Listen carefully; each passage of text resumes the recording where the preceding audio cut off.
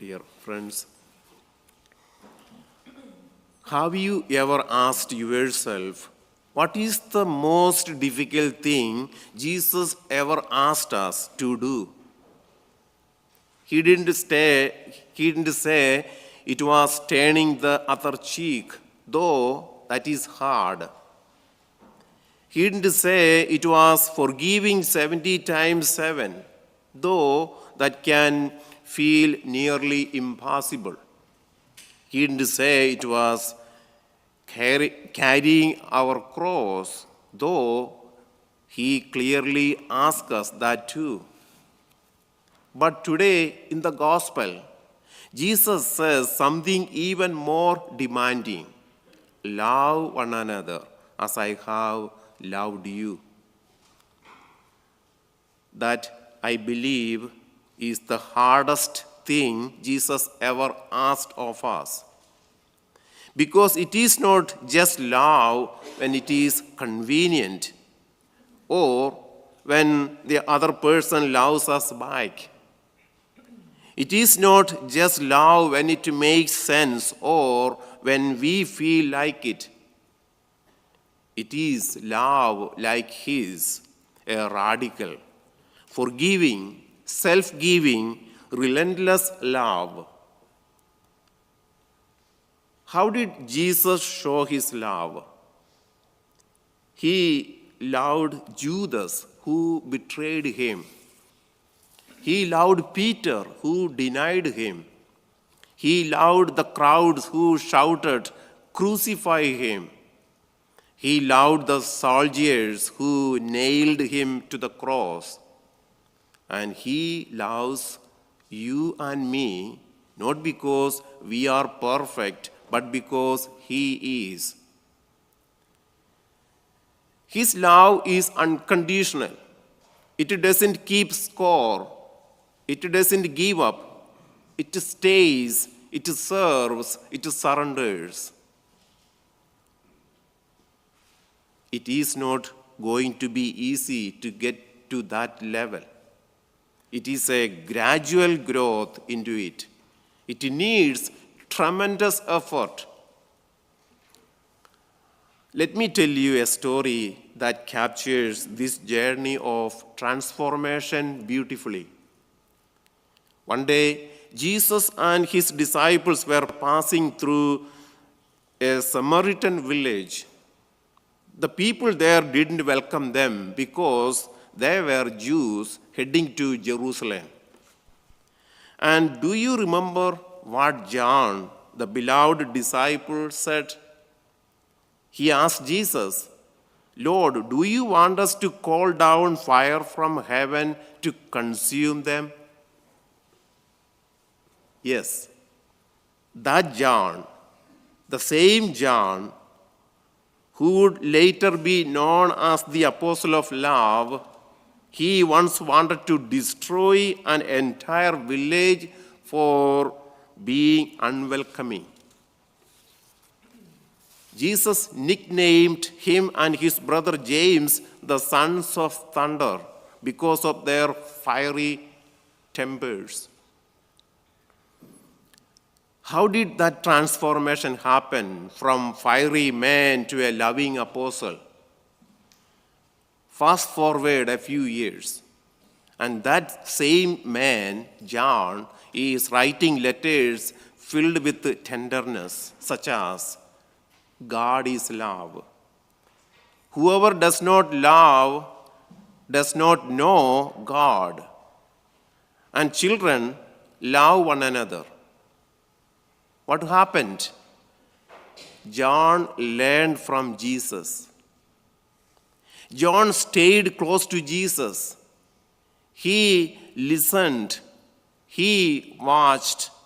Most of all, he stood at the foot of the cross. While many others fled, John stayed with Mary and witnessed love in its most raw and powerful form. He saw Jesus bloodied and broken.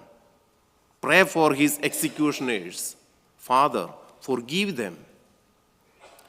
He heard him offer mercy to a dying thief. Today you will be with me in paradise. He heard Jesus entrust his own mother to him. Behold, your mother. John didn't just hear sermons about love. He saw love crucified, and it changed him. In his old age, when John could barely walk, they would carry him into the churches, and all he would say was, "Little children, love one another." When they asked why he kept repeating it, he answered, "Because it is the Lord's command, and if you keep it, that alone is enough." So, dear friends, you and I are on that same journey. We all have moments of impatience, anger, judgment.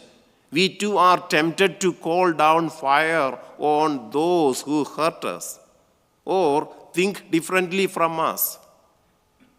But Jesus calls us to a higher level. He calls us deeper. He calls us to love like him. That kind of love is not weak. It is not sentimental. It is strong. It is sacrificial. It takes courage. Jesus tells us plainly, "This is how they will know you are my disciples, if you love one another." Not if you wear a cross around your neck. Not if you lead ministries. Not even if you go to church every Sunday. But if you love. Love is the real proof of discipleship. Not perfect behavior or polished prayers, but humble, generous, genuine love. Love means forgiving when we have been wronged, being patient when we are tired, listening when we would rather talk, being generous when we feel stretched thin, serving when no one is watching. And it is not always convenient. It is not always clean. Sometimes love gets messy. It stretches us. But when we leave that love, when we truly love as Jesus loved, people notice. They might not understand our faith, they may not share our beliefs, but they will recognize love when they see it. And that love becomes a doorway, an opening through which others can encounter Christ himself.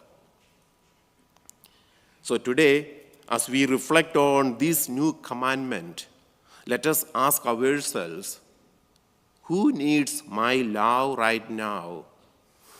Even if I think they don't deserve it. May people look at your life and mine and say, there goes a disciple of Jesus. You can tell by the way they love. Because in the end, that is what matters most. Remember what Jesus has said to us. By this, everyone will know that you are my disciples if you love one another. Amen. Amen.